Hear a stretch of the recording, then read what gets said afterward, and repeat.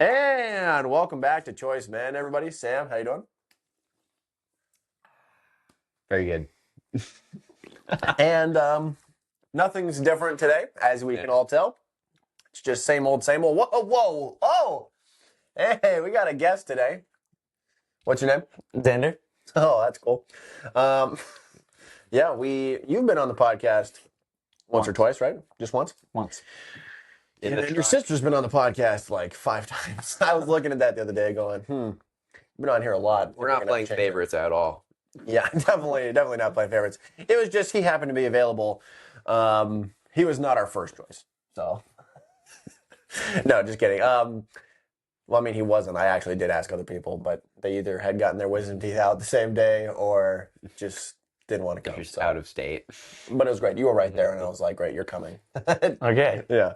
Yeah, so this is, what is this? Is this our third episode of the Student Summer Series? I think so. Just the first one with an actual student who's active and currently on the roster of students.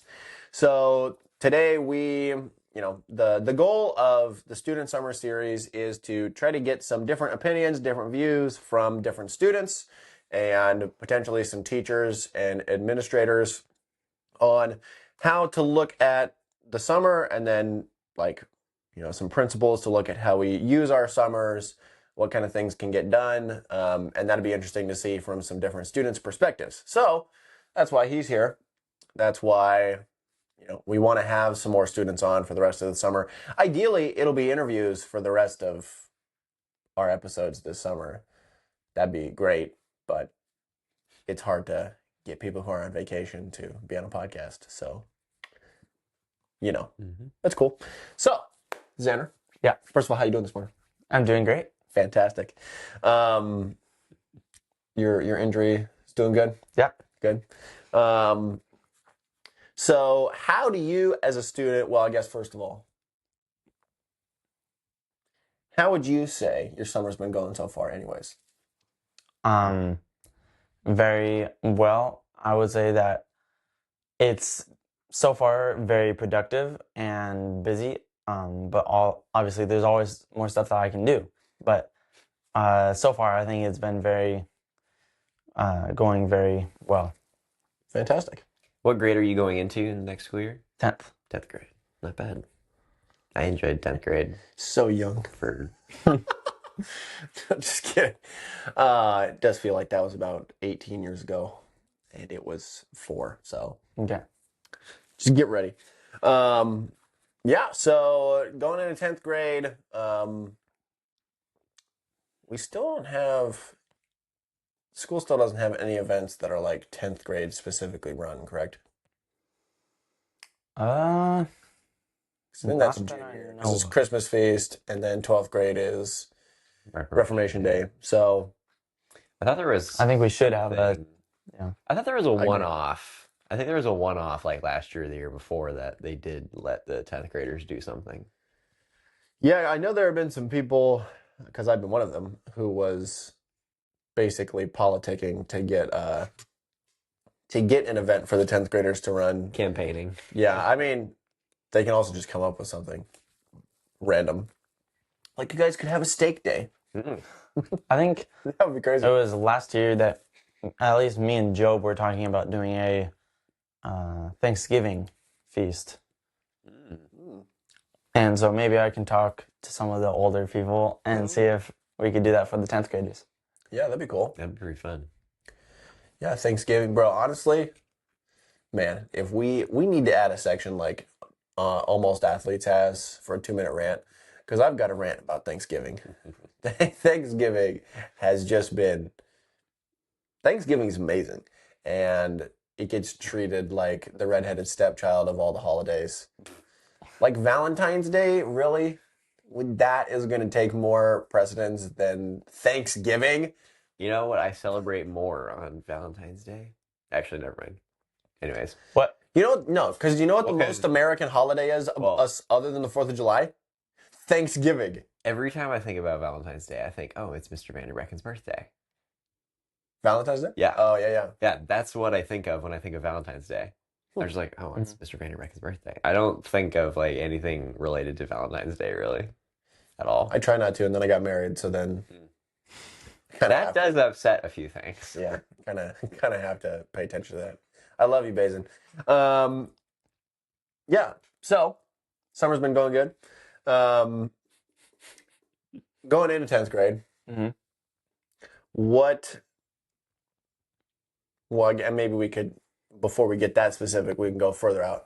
What do you think, from a student's perspective, students need to be doing in the summer on a school wise? So like, what kind of reading principles and here's the thing, we're not looking for a correct answer. We're just looking for whatever your answer is. Yeah. So,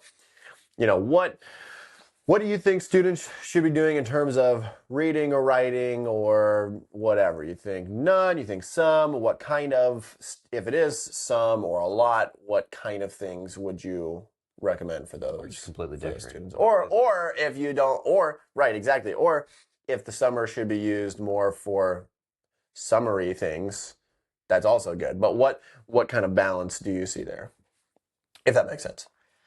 I think, at least for me, I'm doing some algebra, like algebra 2. I'm going into, No. and I know that's going to be, at least for me, a little rough because, yeah. But wasn't algebra really good for you? It was okay. But so I've been talking to my dad a lot about it, algebra About 2. the payment structure for how he's going to do your homework. No. That'd be crazy. About how, like what his expectations are for the upcoming school year, and how he wants and I want to format doing my homework more. Like as soon as I come home, we're talking about the algebra homework that I have. So going over some basics before the school year starts in algebra 2 will probably be beneficial. And I think I'm going to do that with my dad starting soon. But in terms of reading, you had mentioned some of the reading aspects. I'm reading right now, for the second time, I'm reading It's Good to Be a Man by Michael J. Foster. And, I mean, every single time I read it, I learn new things. I mean, I'm becoming a man, so it's always helpful. I know I'm going to read that in what grade? What grade did you guys read that? Is that 12th grade? It was 12. For I don't know capstone? if every senior class guys read that. Yeah. If Mr. Because I think we have a list. I think it's like 4. And I think it's only 2 that we read. If Mr. Giddings is still running capstone, it might be part It'll of your probably be curriculum. in the list. Okay. Yeah. So that's my primary reading right now over the summer is It's Good to Be a Man, and then reading Bible every day is very important. So I've been doing that. Sometimes I've done it with my mom, but not too often. Mainly at some point in the day where I have free time, whether it's after work or after practice or whatever. Trying to read the Bible every day. Getting in is good. Yeah. It's a non-negotiable. Yeah. Yeah. Yeah. What, so you would say that would you say because obviously there's room for whatever you want to do in the summer. So there's room to do some reading. There's room to do some prep work for a class that you know is going to be potentially more of a fun challenge. Hey, which by the way, that sounds like a good idea, because what I did is I took 3/4 of Algebra 2 as prep to take it again the next year, is how I could phrase that. Is that Khan Academy? No, what I'm talking about is that I took the class and was doing so poorly that I dropped out and took it again the next year. Yeah. I see. Thanks, Gresham. That was helpful. So that's a good idea. But so you would say, because obviously there's room for that, would you say that students should be looking to do reading and maybe some amount of prep work for the school year during the summer. Yeah, for sure. I mean, summer, you're given summer for a specific reason. To take a break, to relax, and be given some free time for yourself or your family, to take a break from school, because school is a big part of life, especially for a teenager. But every single time you get out of school, like June, beginning of June, you get out of school and you forget about all your homework. And then all of a sudden it's September 1st or whatever. And you come back and you don't know where your pencils are, or you don't know how to write anymore, or you have to get back into the groove of writing. I've felt that so many times, like just forgetting how to do stuff. You're literally typing out. Yes. Yeah. Yeah. Yeah, that's yeah, I remember there being some times of like, how are we doing this last year? Like, how is that even possible that 3 months ago I was reading?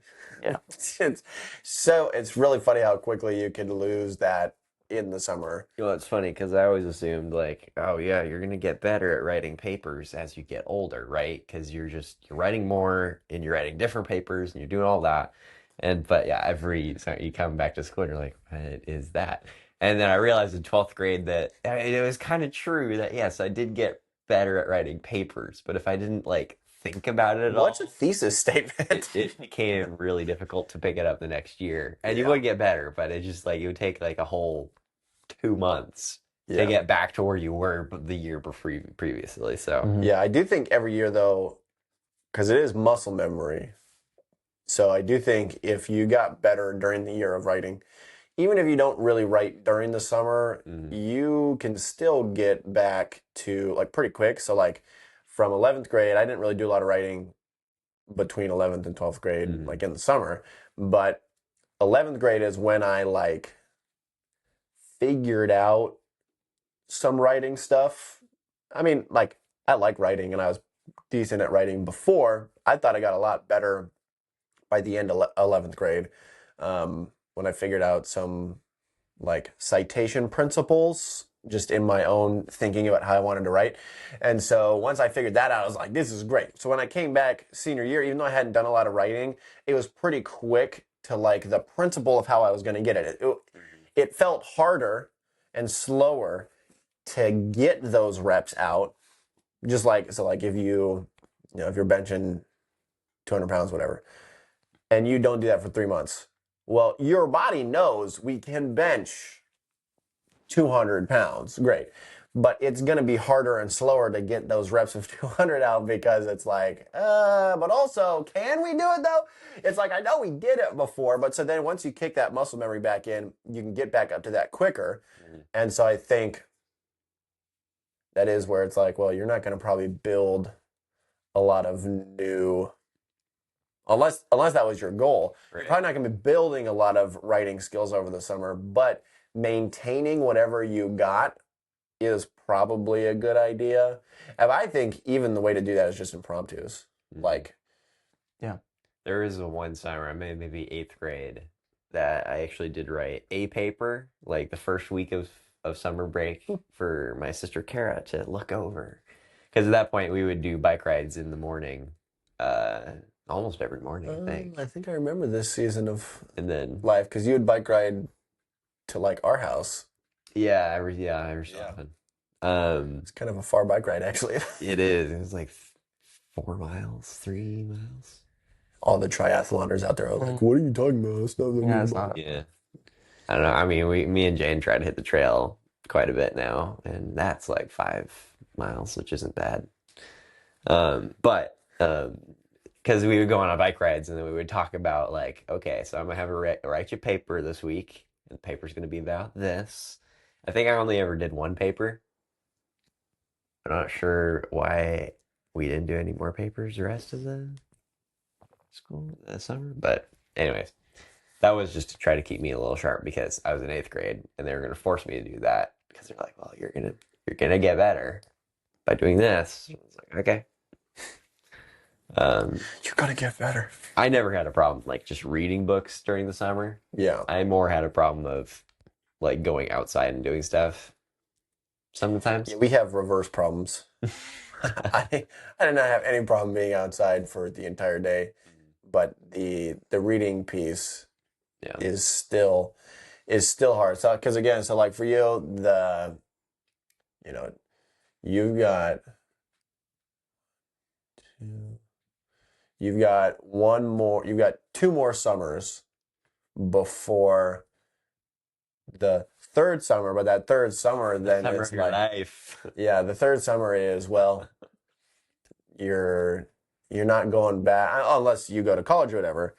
You're not going back to school, so then it's you never have summer break again. That was really a weird thing, and I think it'll be different for you because you don't have younger siblings.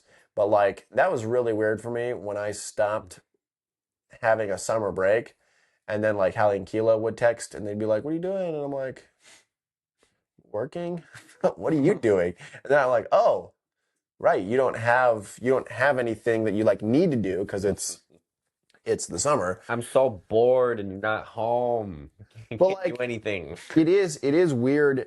Um, I almost wonder, kind of like Thanksgiving, where it's like, well, what traditions, what things have made Thanksgiving kind of just, and for a lot of people as a holiday, like how did we get to that?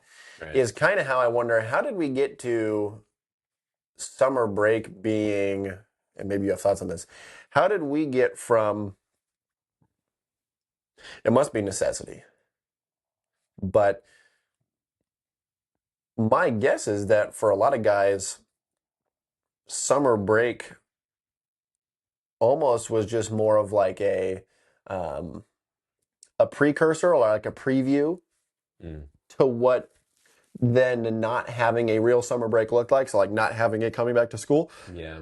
Where now it's really nothing like what your life is after you graduate. For like that's kind of how it's been popularized is, well, you're just gonna, That, or they're trying to make it seem like your entire life is going to be like that the rest of the time. yeah, which is a scam unless if you're a billionaire. I mean, Right. great. If you're a billionaire, fine, but you're probably not. Most likely, I mean, very high likelihood you're not, because that is kind of like the glam, the insta glam of, peak white boy summer, you know, is kind of then just advertised as like a year round thing. But like you have to work. I mean, there's no way that actually works. So then it's kind of an interesting, like how did we get so far removed from what summer looks like in the future to what your summer looks like now? As an 11-year-old, great. Your summer should look different than what it looks like as an 18-year-old. When you're 16, are you 16? I am 16. Yeah, okay. Almost 17. Because like when you're 16, should your summer look like you're 11, or should it look closer to your graduating summer? What do you think? Does that make sense? Should I say that again? Sure. So we'll pick 16 as an example because you're 16. Yeah. This is purely a question of principle, not about you. Should a 16-year-old's summer look closer to when they were 11 or for when they've graduated and they're not coming back to school? What should their summer, should it look more like that summer or should it look more like the 11-year-old summer when you're 16? Comment, like, and subscribe. Wherever you get your podcast. Well, I think, yeah, that's a interesting question. Yeah, I think we're going to use that question. I think that is kind of the crux, I think, of this whole thing. and I hope we get different answers. Yeah. I'm looking for the people watching are looking for different answers too. So you could also just lie right now and just say something It crazy. should look like you're 11 years. Yeah. Yeah, but no, what do you think? I think, I mean, it's like kind of a hard question because you're saying this one or that one, Right. and like you're not for that I'm not specific leaving- question. You're not leaving me much room Right. to say. It should Well, look like it you're should be 16. in the middle. Yeah. It should be in the middle. Yeah, it should look like you're 16. Because like there's a thing to both of them. Because like you want to hold yourself to a high standard. Okay, graduation, Yeah. obviously, but there's a thing where like okay, clearly this 16-year-old is not An 18-year-old. an 18-year-old, so Right. 11. Yeah. So it's like okay, there's something to both of them. Yep. And I mean, for me personally, I think like okay, you're maturing as a young man going along, and I think technically should probably look a little more like your graduation year. Mm-hmm. But you're 16. You're maybe getting a job for the first time. Mhm. You're maybe you're driving. Maybe you're doing all these things. Well, and even the job right, is probably part-time and right. because you should still have time to And do like, other stuff. and maybe it's an easy job too. Like maybe you're working at McDonald's or Walmart or something like that. Like it's not going to be. That's a hard job. Hey. No, it's just I've never worked. I don't know. But like it's not going to be probably the same job. Maybe it is. But you're like getting higher up in the positions when you're graduating. So it is still different. Mm-hmm. In either way. And if you're treating it right as a young man, like each summer is going to look more and more like your graduation summer, obviously. Yeah. But it's also going to look, if you're treating it right, like you're maturing every year. And that's why it looks different, is because you're doing different things to make your summers better as you're going. That's just kind of my outlook on it. But yeah, because that question does. I kind of hope everybody says, well, you're not really leaving a lot of room there for a middle ground. And I agree that it's not, because I did phrase it in a way that is, what should it look more like? Not should it be an 11-year-old summer or should it be an 18-year-old summer? I don't think anybody would agree with that. The more like, I actually do think we have people who don't think, like, I actually think America in general looks at summer more like it should, like a summer for a guy should look more like their 11-year-old summer. And again, 11 also, you pick whatever summer. I'm picking 11 because 11 is a fun number in my head. And you're not actually just a little baby child. You're not 8. So you probably have some more freedom, some more responsibility to go do some fun stuff. right. But your whole life when you're 11 is still looking for just fun. Right. When you graduate, and again, yeah, sure, the 1%, the 0.01% that you don't need to go look for, you can just keep looking for fun when you graduate. Okay. Highly unlikely. You probably need some money. That's me, but I already had a job and stuff. So He's just looking for fun. I'm just looking for fun in my free time. Sam's such a big looking for fun guy. Yeah. Yeah. You look for fun, but it's different than how I would look for fun or how he would look for fun. But yeah,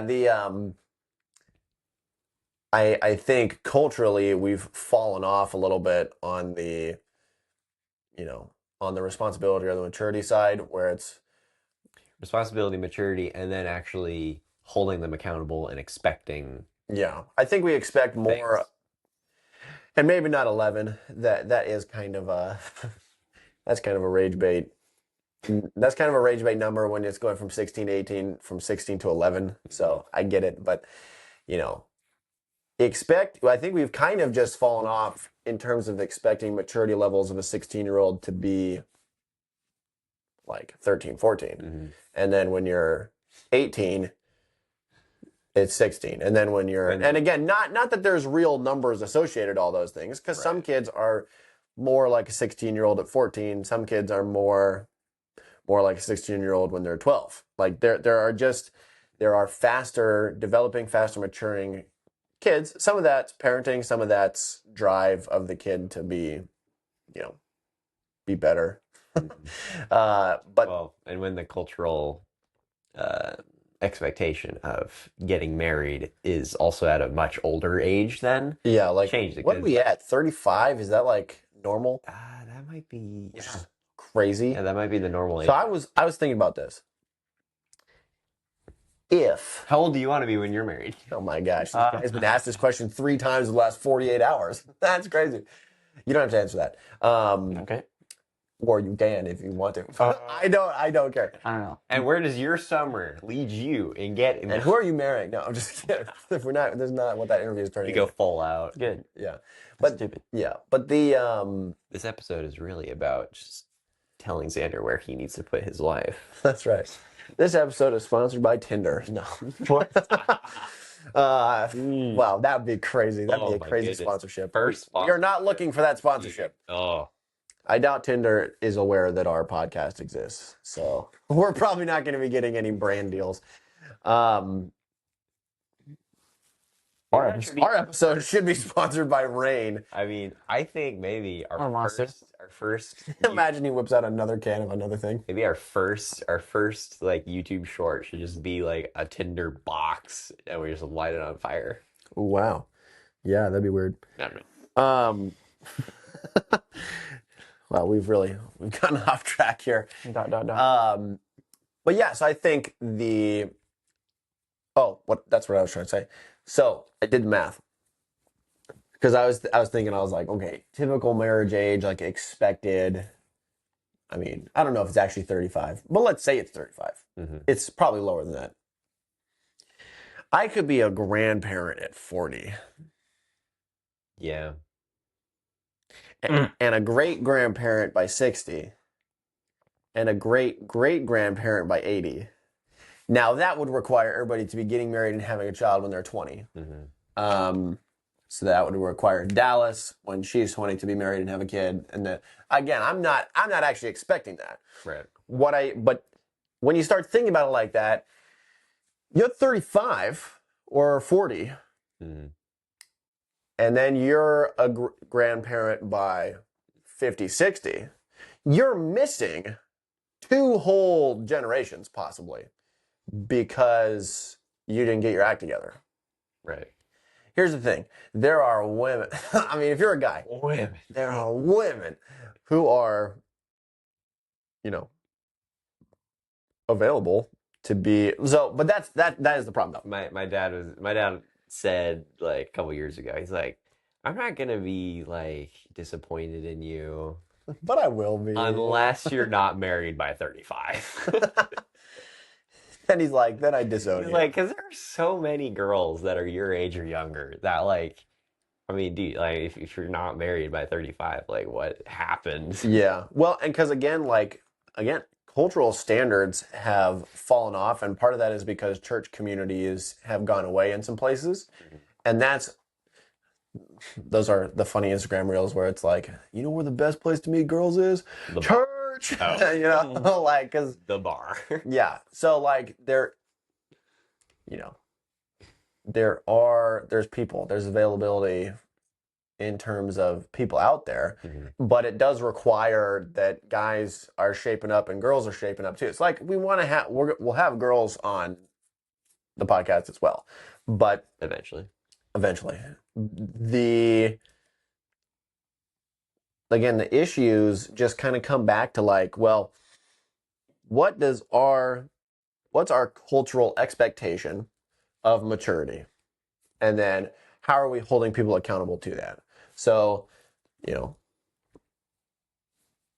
then you pick. Mm-hmm. So it's kind of arbitrary, but to some extent it's like, well, what's possible and what's reasonable? So what's possible? Well, a lot is possible. George Washington took over his dad's household because his dad died. Well, that's possible at 14 or whatever it was. Mm-hmm. Yeah, it's possible. Is that reasonable? Not now. And I think so some of the feasibility, some of the necessity has gone away in America because it's pretty good here. Like, we don't generally have people dying of just random diseases on their properties, and then the 11-year-old's got to take over. That's not happening normally. Not that it doesn't happen, but it's rare. It's rarer than it was. And also, our governmental restrictions on a lot of stuff would make it pretty difficult for an 11-year-old to take over their dad's role in the house, because you can't drive, you can't buy a gun, you can't vote, you can't buy spray paint, you can't. I can't paint my house a different color. Yeah, you can't rent a car. Like, it just, the amount of restrictions we have. So, like, I'm 20, going on 21 this year. Finally, woo! Go. Man, they tell you turning 18 is great. It sucks. 16, fantastic. 18, this gap between 16 and 21, man, this is the worst 5 years ever. The amount of restrictions, bro. And then, this is the stupid thing. So, like, at 15 in some states, you can get a license and you can drive. I'm 20. I can have a child. I can adopt a child. So, like, at 18, I could adopt a child. So, I can adopt a child. I have a child. I'm married. Probably get a loan at the bank. I can rent a piece of, I can rent a place to live. I can work. And now I can vote, but I can't buy a gun or drink alcohol. When you're in charge of a family. When I have my own household. What? Like, that really, but that shows you the stupidity, because when you, like, on paper, well, no, duh, I should be able to do those other things. I should have been able to do those other things earlier than that, too. I want to see an 18-year-old walk into a bar with a glass of, like, apple juice Chocolate. and just, like, sit there looking depressed on the counter at the bar, just like, what has my life come to? It's not a bad idea. Sweet. So, I mean, again, and it's like, great. So then when I turn 21 and I can finally buy a gun and I can, what was the other one? I can Drink alcohol. drink alcohol. Great. And then I still can't rent a car. You can't rent a car? No, until you're 25. That is... What? That's an... What? That's... If you can't... Oh, my goodness. If you can drive at 18. Yeah. But you can't rent a car at 18.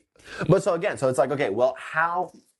So, but we as Christian men, I think we can expect to be a higher level of mature. But part of the problem is you can't do a bunch of stuff that would go along with maturity and getting responsibility.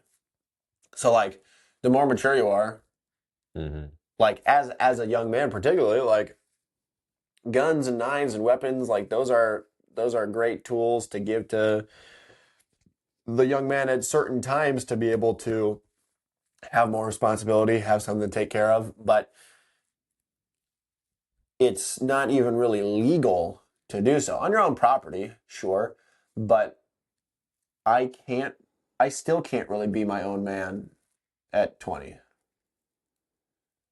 So, like, until I turn 25, I still can't fully be my own man.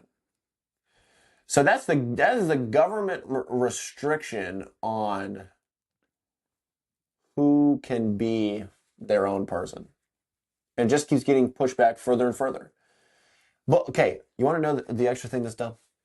State of Washington. This is where the state and federal government pieces that don't mix are so weird to me. Every state can choose their age for who can be governor. Okay? Some states, it's just like presidency, where it's like 35. Some states 30, some states 25, some states 21. It's 18 in Washington. I could be the governor, and I can't own a gun or drink alcohol.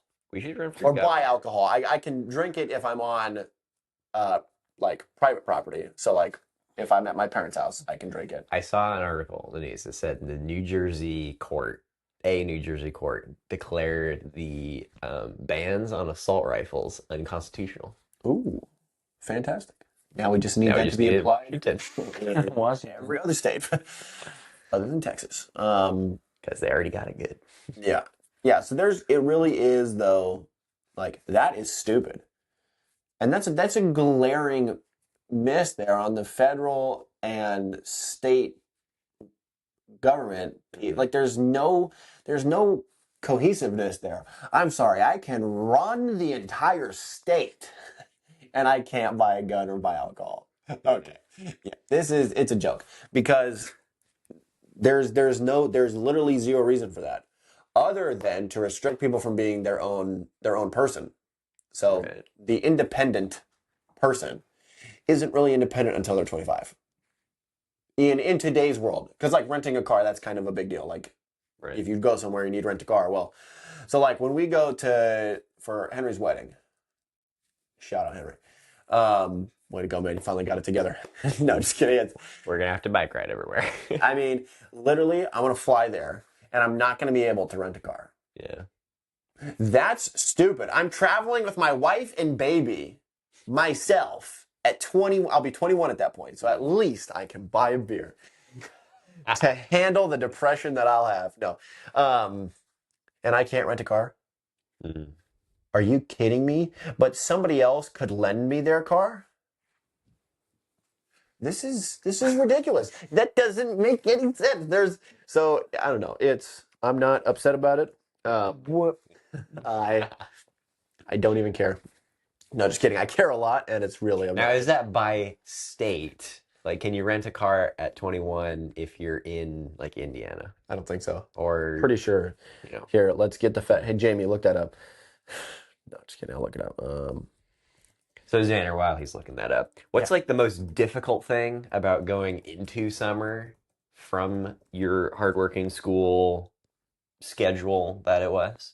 What's the most difficult part about going into the summer break? Staying productive. I think I think that if you want to be productive in your schoolwork, stay productive. Did you find it? Guys, breaking news for myself and for what I just told you.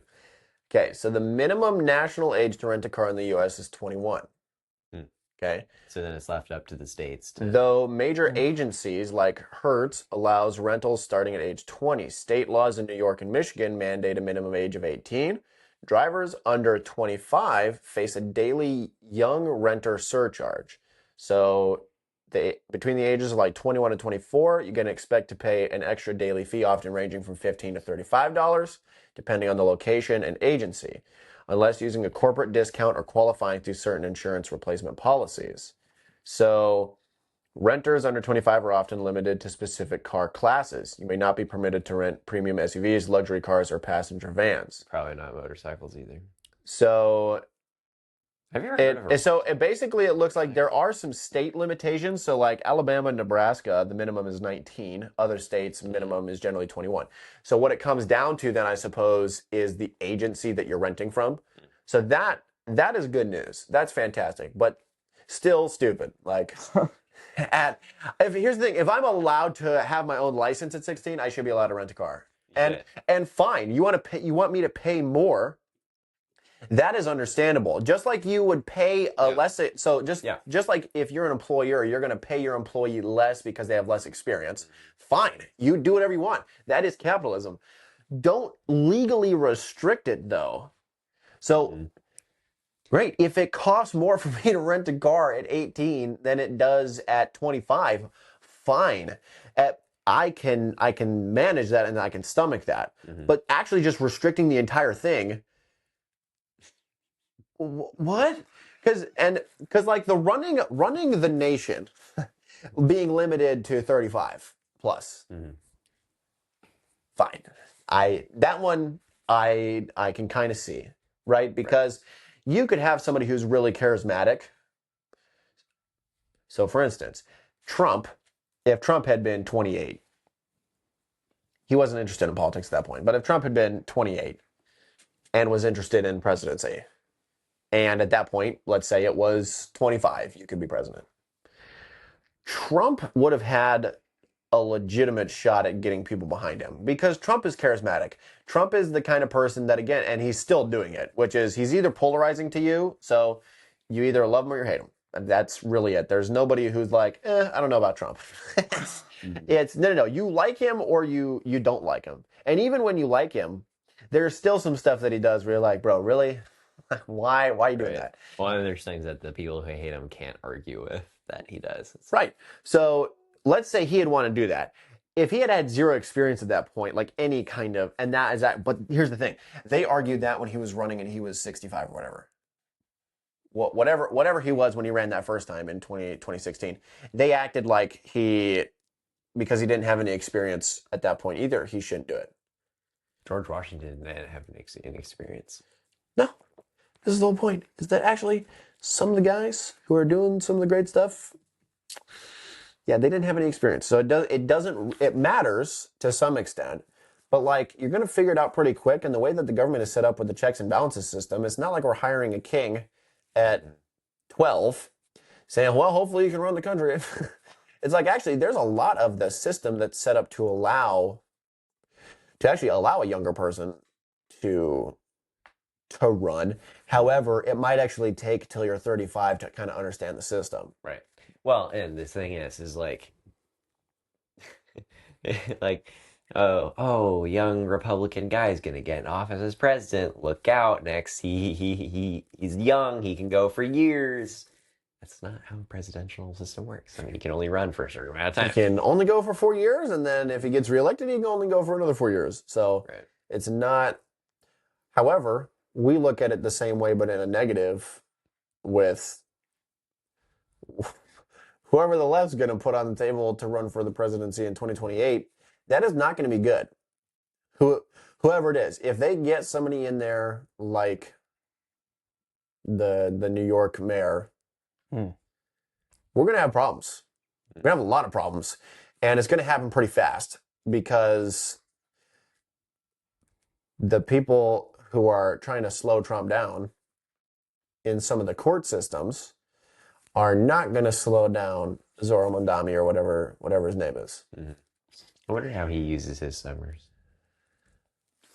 We should have him on the podcast. Call him up. Yeah. Dial him up.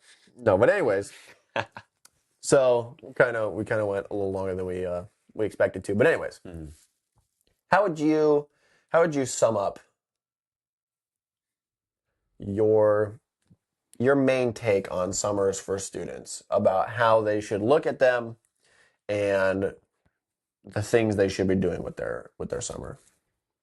They should be prepping for whatever. Well, yeah, first they should know what classes they're going to be taking. I mean, you get a syllabus. Well, hopefully you get a syllabus when you when you first get to school. But ideally, you should know what classes you're going to be taking and be talking to your parents about the best way to approach that class, because I'm sure they've taken very similar classes. I mean, what's it called when you can choose what classes you want? Elective. Like, yeah, my parents took some electives. We do not have as much of that here.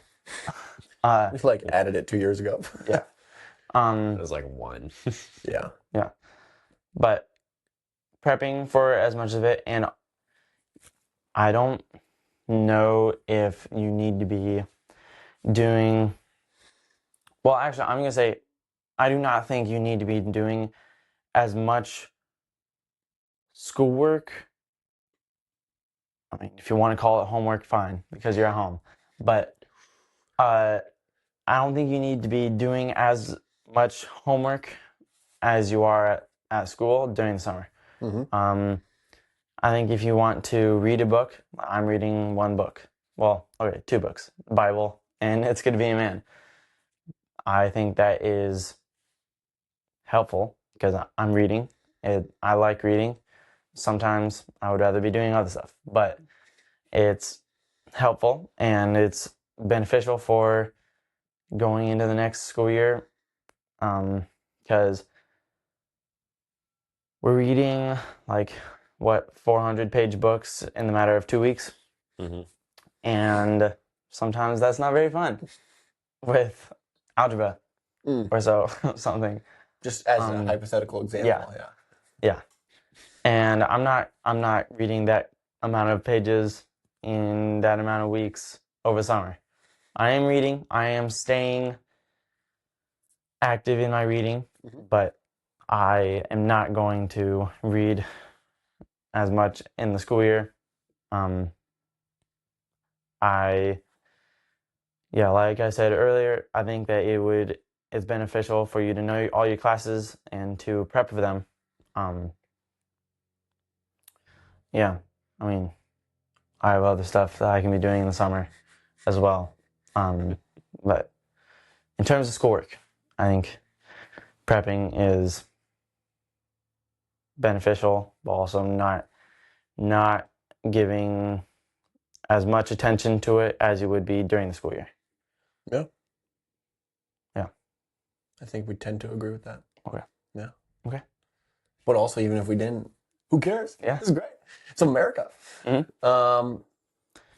And I mean, we didn't. I mean, I don't know if we fully answered your question. 11, 16, 11 at 16 should be leaning to the summer of an 11-year-old or 18-year-old, but I think I would lean more towards the 18-year-old. Like graduating. I'm going to graduate when I'm 19, but I think I have a part-time job. Actually 2 part-time jobs over the summer, and I'm learning a lot of stuff that I can use after I'm graduated, and I think that's beneficial as well. So yeah, I think leaning towards more graduated summer would be helpful. Yeah. Yeah. You heard it here, folks. That's right. Dad advice.